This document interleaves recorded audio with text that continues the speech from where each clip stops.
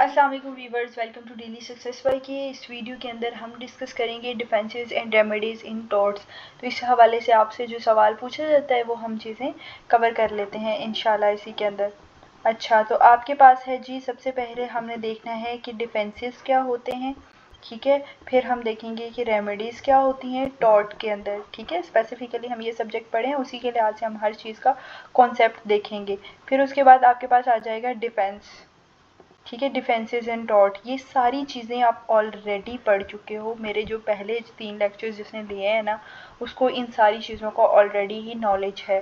Defences and taught, ठीक है। फिर उसके बाद रेमेडीज़ इन टॉट, तो हमने इनको डिटेल के अंदर अभी डिस्कस करना है। तो ये सारी चीज़ें आप पढ़ चुके हो और आपको बहुत आसानी से हर चीज़ आती है अभी इसके अंदर। तो हमने बस उनकी रिवीजन ही करनी है। सबसे पहली चीज़ है डिफेंसेस क्या होती हैं। Defenses in tort law are the reasons or the agreement that a defendant can use to avoid or reduce their liability। मेरे ऊपर लगा केस कि मैंने जो है वो सामने वाले बंदे की जो है वो केयरलेसली ड्राइव किया, जिसकी वजह से उसको नुकसान हुआ, हमारा एक्सीडेंट हुआ, उसको नुकसान हुआ। अब मैं अपने आर्गूमेंट्स और रीजंस पेश करूँगी कि इस वजह से ये नुकसान हुआ, इसकी भी ये गलती है। तो फिर क्या होता है, वो जो रीजंस और वो जो आर्गूमेंट्स मैं अपने आप को बचाने के लिए सज़ा से यूज़ कर रही हूँ, वो है आपके पास डिफेंसेस, ठीक है। How it works, if you are accuse of causing harm you can use certain defences to argue that you should not be liable, ठीक है। तो ये है, ये डिफेंसेस किसी भी तरह की हो सकते हैं कि आप कहो कि जिसका नुकसान हुआ है उसकी भी गलती थी, ठीक है। फिर उसके बाद इसका पर्पस क्या होता है जो डिफेंसेस हैं, ताकि आपके ऊपर सज़ा कम हो, ठीक है। या फिर हो सकता है कि आपके ऊपर जो इल्ज़ाम लगा है आप उसको ख़त्म कर सको। रेमेडीज़ क्या हैं? Remedies in tort law are ways to make up for the harm caused by tort. Tort के केस के अंदर जो नुकसान, यानी मैं केयरलेसली ड्राइव कर रही थी, किसी और का नुकसान हुआ है, उसकी गाड़ी का शीशा टूटा है या उसकी लाइट टूट गई है, हेडलाइट टूट गई है, तो मैं उसको जो है वो पे करूँगी। तो वो है कि जो उसका नुकसान हुआ है उसको मैंने मेकअप करने की कोशिश की है। This is remedy in tort law. इंतहाई ईजी चीज़ें हैं ना। टाइप्स ऑफ रेमेडीज़ अब आपके पास हैं। वो आपके पास कंपनसेटरी डैमेज भी हो सकता है, यानी आप उनको जो एक्चुअल हार्म हुआ है उसकी बेस में आप उसको पैसे दे दो। वो प्यूनिटिव डैमेज भी हो सकता है। एक्स्ट्रा मनी आप उससे डिमांड करो, ताकि मेरा हेडलाइट है ये लग रही है 4000 की, तुम मुझे दो 7000। दिस इज़ प्यूनिटिव डैमेज, ताकि उसका एक एक्स्ट्रा पे करना पड़े। दूसरा, उसका जो ख़राब बिहेवियर है उसको रोका जा सके। इंजेक्शंस, इंजेक्शंस क्या होता है? Court order that require someone to do. Injunctions मतलब कोर्ट के जो ऑर्डर्स हैं वो फॉलो करें। Restitution, money paid to return the injured body to the position they were. कि रेस्टिट्यूशन भी ये है कि आप पहली जगह पे वापस आओ, यानी हार्म से पहले जो आपकी कंडीशन थी वो ही दोबारा आप रीगेन कर लो, ठीक है। Specific performance, a court order requiring a party to fulfil, मतलब जो भी होता है ना कॉन्ट्रैक्ट, इसके अंदर रिक्वायरमेंट्स होती हैं, वो आपको सारे उस ट्रायल में से गुजरना पड़ता है। दीज आर बेसिकली फ्यू, अगर आप उसकी बात करो टाइप्स की रेमेडीज़ की, ठीक है, वो रेमेडीज़ की है। अब इनको डिटेल के अंदर आपने लिखना है, जो जो चीज़ें लिखनी है वो मैं आपको वीडियो में साथ साथ बताती जाऊँगी। ज़्यादा लंबी इसको वीडियो नहीं करेंगे ताकि, क्योंकि ये सारी चीज़ें आपको ऑलरेडी आती हैं। पर्पज़ ऑफ रेमेडीज़ क्या है? कंपनसेशन मिल सके और जो भी नुकसान हुआ है उसकी भरपाई हो सके, ठीक है। डिफेंसेस इन टॉर्ट, सबसे पहले है कॉन्ट्रीब्यूटरी। आप एक लिहाज से बच सकते हो कि आप बता दो कि ये जो मेरी तो ये गलती है, लेकिन ये जो सामने वाला है इसका भी उतना ही कसूर है, ठीक है, उसने भी अपना उतना ही रोल प्ले किया। ये जो मैंने पहले भी वीडियो के अंदर आपके बात की है नेग्लिजेंस की वीडियो के अंदर, ये कॉन्ट्रीब्यूटरी नेग्लिजेंस ये होता है कि कोई रोड क्रॉस कर रहा है और उधर से गाड़ी आ रही थी, अब उसको पता था गाड़ी आ रही है लेकिन उसने फिर भी रोड क्रॉस करने की कोशिश की है। तो अगर गाड़ी वाले की गलती है तो गलती उसकी भी है कि वो रोड क्रॉस कर रहा था, ठीक है। इसको आपने डेफिनेशन देनी है इसकी, फिर आपने इसकी एग्जांपल देनी है, और फिर उसके बाद आपने लिखना है कि किस तरह से प्लेंटिफ के क्लेम को इफेक्ट करेगा। Complete bar to recovery, strict rule, if a pedestrian is hit by the but was crossing the street outside of the designated crossing, their own negligence could prevent them from getting any compensation। कि जब लिखा गया है, rule है कि आपने according देख के सिग्नल्स के साथ रोड क्रॉस करना है और आप उसके बगैर कर रहे हो तो ये आपकी गलती है। और उसके बाद इसका क्या है इम्पैक्ट ऑन लाइबिलिटी, जो आप कंपनसेशन मांग रहे हो सकता है फिर वो आपको ना मिले। कंपैरेटिव नेग्लिजेंस, इसके अंदर होता है कि फॉल्ट को बेसिकली डिवाइड किया जाता है between one party and the other party. एक वो पार्टी जिसको नुकसान हुआ, एक वो पार्टी जिसको नुकसान नहीं हुआ। If you found that you were 30% 30% आपकी गलती थी और ड्राइवर की 70% थी, तो कंपैरेटिव नेग्लिजेंस वुड एलोकेट, तो रिस्पॉन्सिबिलिटी होगी ना तो उसके अकॉर्डिंगली ही उसके ऊपर जो है वो लगेगी। How it is different from contributory negligence, ठीक है, आपने इसका जो है वो कंपैरेटिव डिफरेंस लिख देना है। If the plaintiff is found to be fault at all they can not recover any damages, तो उनको डैमेजेस रिकवर नहीं होंगे। अलाउज फॉर शेयरिंग फॉल्ट, तो इसके अंदर दोनों को डैमेजेस डिवाइड होंगे कंपैरेटिव के अंदर। टाइप्स ऑफ कंपैरेटिव नेग्लिजेंस, एक आपके पास है प्योर कंपैरेटिव नेग्लिजेंस और एक आपके पास है मॉडिफाइड।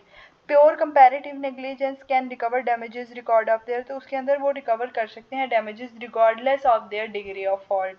और जो मॉडिफाइड है वो ये है, in modified comparative negligence the plaintiff can only recover damage if their fault, मतलब मॉडिफाइड के अंदर एक सर्टन थ्रेशोल्ड रखा जाता है कि अगर आपकी 50% से ज़्यादा गलती हुई तो आप उसको भरपाई करोगे, और इसके अंदर ये नहीं होता, थ्रेशोल्ड नहीं होता, ठीक है। इसके अंदर थ्रेशोल्ड, कंपैरेटिव के अंदर थ्रेशोल्ड होता है। हाउ आर डैमेजेस कैलकुलेटेड, ये आप कैलकुलेशन मेथड लिखना चाहो तो लिख सकते हो, अगर इसको छोड़ना चाहो तो आप छोड़ भी सकते हो, लिखना चाहते हो तो ये बहुत ईजी है, आप इसको रीड आउट कर लेना। assumption of risk is a defense where the defendant argues that the plaintiff, मतलब वो विलिंगली वो रिस्क एक्सेप्ट करना चाह रहा था, जैसे अक्सर स्काई डाइविंग के होता है या कोई और डेंजरस स्पॉट पर आप विजिट करने जाते हो तो वो पहले ही आपसे फॉर्म फिल करा देते हैं कि अगर आपको कुछ हो गया तो हम इसके जिम्मेदार नहीं होंगे, क्योंकि अगर कोई गलती हो जाती है तो आप उसको सू नहीं कर सकते हो। तो फिर इसके क्या केस है, how does it apply to the tort law, तो क्योंकि आप ना तो कोई डैमेजेस रिकवर कर सकते हो ना आपको कोई अवार्ड मिल सकता है इस केस के अंदर, क्योंकि आपको ऑलरेडी सब कुछ पता था, ठीक है। एग्जांपल्स और लिमिटेशंस अगर आप लिखना चाहो तो लिख सकते हो, ठीक है। कंसेंट ये है कि आप मतलब एग्रीमेंट, खुद एग्रीमेंट किया है, एक्सप्रेस भी हो सकता है कंसेंट, वो इम्प्लाइड कंसेंट भी हो सकता है, ठीक है। फिर उसके बाद है self defence and defence of other. Self defence, the right to protect oneself from imminent harm using reasonable force, वो आपके पास आ जाता है सेल्फ डिफेंस। और the right to protect another person, किसी और इंसान को जो है वो नुकसान से बचाना है, डिफेंस ऑफ अदर्स है। What conditions must be met for this defence, एक एमिनेंस है, एक रीजनेबलनेस है और एक अनलॉफुल फोर्स है, यानी the threat of harm must be immediate, यकदम आपके ऊपर हमला हुआ है और रिस्पॉन्स उतना ही होना चाहिए जितना आपके ऊपर थ्रेट था, ठीक है। और अनलॉफुल, अगर आपने फोर्स यूज़ कर रहे हो ना तो वो कोई अनलॉफुल थ्रेट था आपके ऊपर तो आपने वो जो है वो फोर्स यूज़ की है। डिफेंस ऑफ प्रॉपर्टी आपके पास क्या है, प्रॉपर्टी, किसी अपनी प्रॉपर्टी को थेफ्ट से मतलब चोरी से बचाने के लिए उसके लिए आप जो है वो रीज़नेबल फोर्स का यूज़ कर सकते हो, लेकिन उसके लिए आपके पास थ्रेट ऑफ हार्म होना ज़रूरी होना चाहिए, रीज़नेबल फोर्स होनी चाहिए। Legal authority, to the legal authority refers to the power or right granted by law to perform certain actions, क्या है कि मतलब आपको एक राइट दिया जाता है, लीगली राइट दिया जाता है कि अगर आपके ऊपर कोई नुकसान हो रहा है तो आप उसके खिलाफ एक्शन ले सकते हो, ठीक है। जिस तरह पुलिस ऑफिसर्स हैं, जब वो कोई अरेस्ट कर रहे होते हैं, आगे से वो उसको मारने की कोशिश करें तो पुलिस ऑफिसर उसमें रीजनेबल फोर्स यूज़ कर सकते हैं, ठीक है। पेरेंट्स जो हैं वो अपने बच्चों को सही रास्ते पे लाने के लिए रीज़नेबल फोर्स यूज़ कर सकते हैं ताकि वो उनका डिसिप्लिन के अंदर लेके आएँ, ठीक है। रेमेडीज़ की अगर हम बात करें, कंपनसेटरी डैमेजेस होते हैं जो हमने पीछे डेफेमेशन के अंदर डैमेजेस पढ़े हैं, आपको वो कंपनसेटरी यानी मनी के तौर पर जो होते हैं वो आपको दिए जाते हैं। फिर कुछ जनरल होते हैं और कुछ स्पेशल होते हैं, ठीक है। नॉन मोनेटरी लॉसेस जनरल के अंदर आते हैं और जिनके अंदर पैसे आप मोनेटरी लॉसेस आ जाते हैं वो स्पेशल डैमेजेस के अंदर आ जाते हैं। प्यूनिटिव डैमेजेस आपका एक्स्ट्रा मनी जो है वो पे करना पड़ती है ताकि जो डिफेंडेंट का बिहेवियर, रेकलेस बिहेवियर है, वो नेक्स्ट टाइम आने वाले टाइम के अंदर उसको रोका जा सके, ठीक है। इंजक्शंस कोर्ट ऑर्डर्स हैं, ठीक है। An order that prevents a party from doing something it is use to stop ongoing. तो कोई इसी चीज़ की कंस्ट्रक्शन चल रही है, या फिर हो सकता है कि कोई एक कंपनी है वो कंटिन्यूसली वाटर पोल्यूशन कर रही है, तो उसके ऊपर जो है वो लग जाएंगे, एक्शन हो जाएगा कि आप लोग, कोर्ट की तरफ से आर्डर आएगा कि इसको रोक दो। ठीक है, तो वो आपके पास आ जाता है प्रोहिबिटरी इंजेक्शन। या फिर कोर्ट की तरफ से आर्डर आता है किसी प्रॉपर्टी ओनर को कि आप ये इलीगल स्ट्रक्चर को रिमूव कर दो, तो आपको वो करना पड़ती है, मैंडेटरी इंजेक्शन वो होती है आपके पास। ठीक है। रेस्टिट्यूशन क्या होती है कि लीगल रेमेडी है बेसिकली, जो नुकसान हुआ है उसकी भरपाई के लिए। ठीक है, और इसका मकसद ये होता है ताकि आप, एक तो डिफेंडेंट जो है वो गलत कामों को जस्टिफाई अनजस्टिफाई बेनिफिट हासिल ना करे, और दूसरा ये कि उसको रोका जा सके। ठीक है। In the future specific performance order requiring a party to fulfil, कि मतलब आपकी जो भी कॉन्ट्रैक्ट है ना, पहले आपने स्पेसिफिक हर step to step go through करना है, और उसके सारा प्रोसेस के थ्रू आप एंड तक जाओगे। How does it differ from injunction? Specific performance is a court order requiring a party to fulfill their obligations under a contract. It is remedy under used when monetary damages are inadequate। मतलब अब monetary मतलब compensation होती है ना, monetary damages, वो अब नाकाफ़ी हैं कि ये जो ब्रीच हुई है, तो उसके केस के नतीजे में, उसकी भरपाई के नतीजे में स्पेशल परफॉर्मेंस आई जाती है। स्पेशल परफॉर्मेंस अप्लाई कौन से केसेस के अंदर होती है? जिनके अंदर यूनिक आइटम्स या प्रॉपर्टी हो, जैसे रियल एस्टेट वगैरह होते हैं, वहाँ पे monetary damage would not be sufficient नहीं होगा कि वो उनको जो नुकसान हुआ है वो उसकी भरपाई हो सके। अगर आपको इसके नोट्स चाहिए तो लिंक डिस्क्रिप्शन बॉक्स के अंदर मैं आपको दे दूँगी, वहाँ से आप ख़रीद सकते हो, लेकिन वो नोट्स पेड हैं। ओके जी, अल्लाह हाफिज़।